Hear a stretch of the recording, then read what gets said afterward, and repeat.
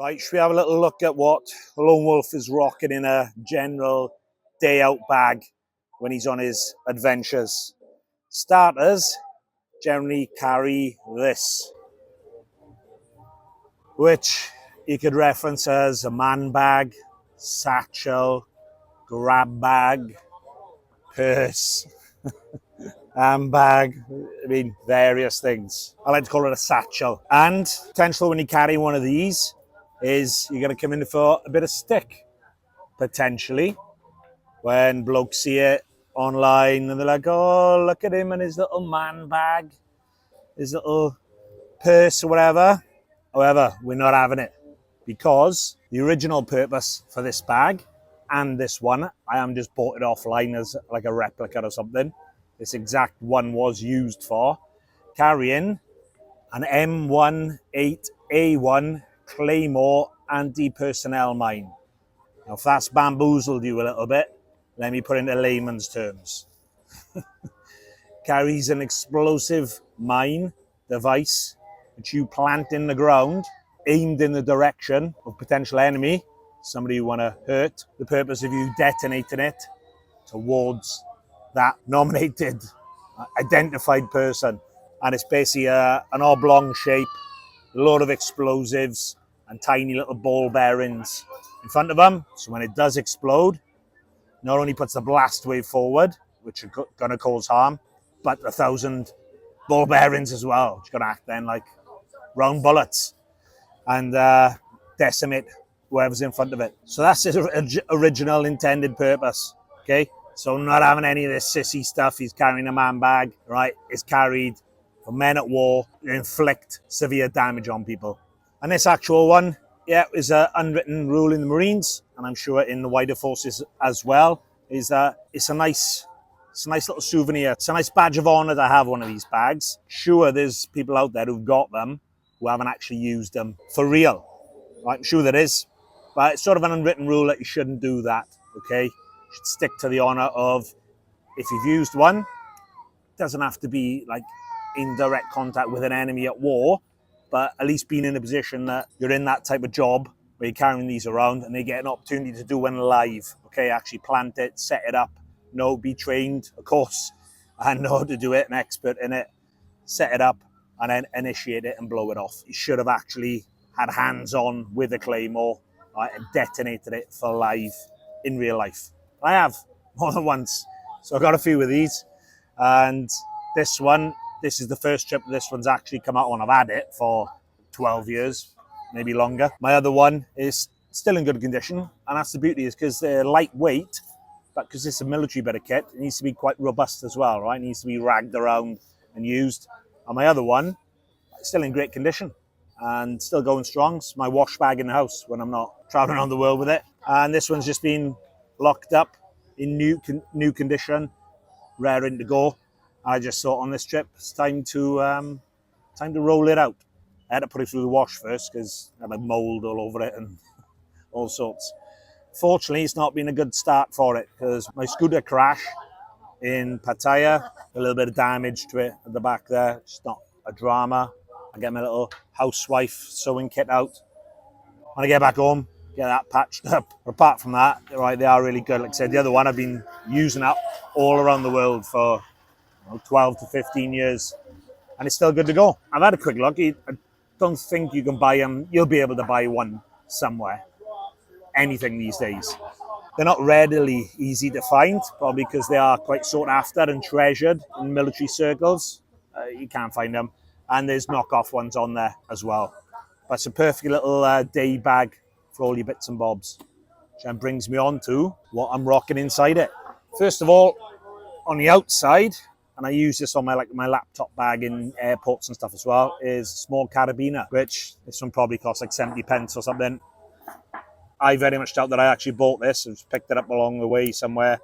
Right, carabiner, it's like a safety clip gate for like climbing, stuff like that. You definitely wouldn't want to be going climbing or doing anything with this that your life may depend on, apart from carrying water, which is what I use it for. Did have a little screw thing with it as well. Right, it's cheap, it's nasty, doesn't even do up properly. Okay, it's perfect for what I use it for, which is clipping to the outside of laptop bag or my Claymore bag, water bottle, right? And that's saving you space inside then.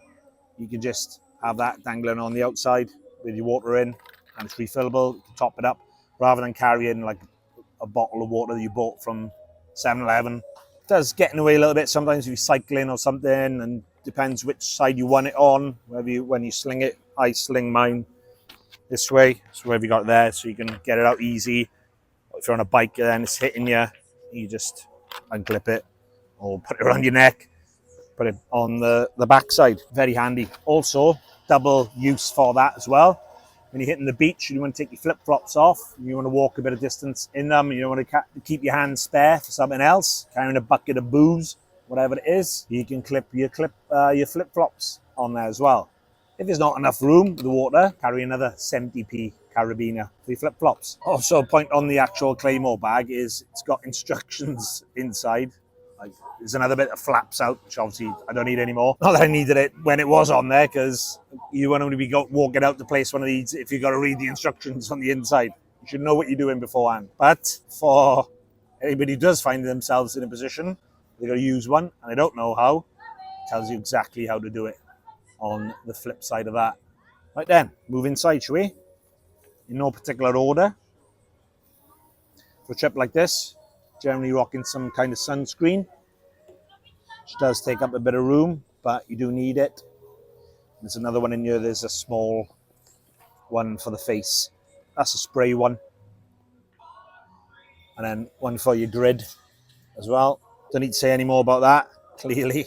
Little bag for my microphone, one of which I'm wearing. There's a spare one in there as well.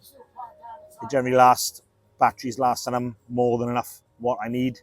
Okay, it's a little bag for my mobile microphones for doing any videoing. Lucky Swan's wristband, I'm usually wearing that one. Didn't today, because I was swimming quite a bit. Wallet, also branded, Royal Marine Colour Sergeant West. Chargers, generally I'll just carry the magnetic one. There's no leads that I carry, separate leads that you'd use for a plug. With these magnetic one, that one gets quite hot quite quickly. It's handy because obviously it just sticks to the back of the phone, starts charging it. You can put leads in them as well if you haven't got a magnetic chargeable phone. Usually just carry that one, that's got 2 full charges in there. And what I'll find is, with the phone I'm on now, it's a 15 Pro, it's only 3 months old, the battery's lasting all day anyway, even with a bit of videoing and photography, stuff like that. But carry it anyway. Sometimes I carry a spare one, but with the new battery I'm finding it not necessary. This comes with the leads attached to it as well. Magnetic selfie mirror. Again, this one clips to the MagSafe thing on the phone, and then you can use the front camera, which of course is far superior to the back camera, the selfie one that just faces at you, that small simple one. So using like the 3 really powerful ones, you can use them. Of course, if you haven't got an Apple Watch or something on there showing you what it's aiming at, you're going to miss yourself from the sky. So this is brilliant. I've been using it for a couple of months now, and it does really do the job. Once you've worked out by testing around where you need to position your head, it's convex, so that the shape on it is relevant to where your face would be on the camera, right? So once you've worked out how far up or down you want your head to be to get it perfectly in frame, and with the scenery, about $4 or $5, something like that, off Amazon. It's great, honestly. You can get really great quality videos and photos with your front camera. Was it the back camera? Whatever. The good camera with that. So definitely have a look at that. Like I said, it's magnetic. Look, it's sticking to that. This is a magnetic phone holder for doing stuff where you need your hands, or if you're on a kayak or scooter or motorbike or bicycle, you can stick this on. Can't show you the phone because I'm obviously filming on it. Stick your phone, or it sticks to it with a magnet, and you put it up, turn it on, and then you can use your hands, film yourself doing bits and bobs, like I will be in a minute with all this stuff. And yeah, that's for that, really good. You can also use it for, like, because that's adjustable.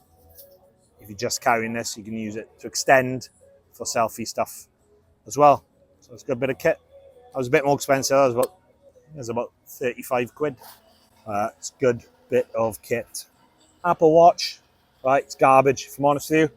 The only thing I bought it for was the remote camera, and half the time, if you're watching the videos, you'll know it screws that up and zooms out and messes it up. But it's working well today, so it's good for if you want to remotely take photos and stuff. It's just a remote, expensive remote, 300 quid, but it does have its uses sometimes. Right, Monday, take 2 of filming. It just got most of the way through, well, all of the way through Monday. I'm in the park, as you can see. Just towards the end, some short, fat Brazilian bloke with a badge around him just came running over, ranting and raving, shouting at me. So of course, from my experiences in the country so far, my thinking is, he's seen the camera, he's seen I'm a gringo, and he's going to try and get some money out of me, saying that I need to pay him to film here, or something along those lines. Told him about 4 times that I don't speak Portuguese. Still wasn't having it, still ranting and raving. So I just resumed to go in. Eventually worked out for him going like this and pointing numerous times. Somebody must have parked illegally or in his way or something. Some sort of contravention with the vehicle over there. And he's trying to pin it on me. So I just told him no, camino, caminar.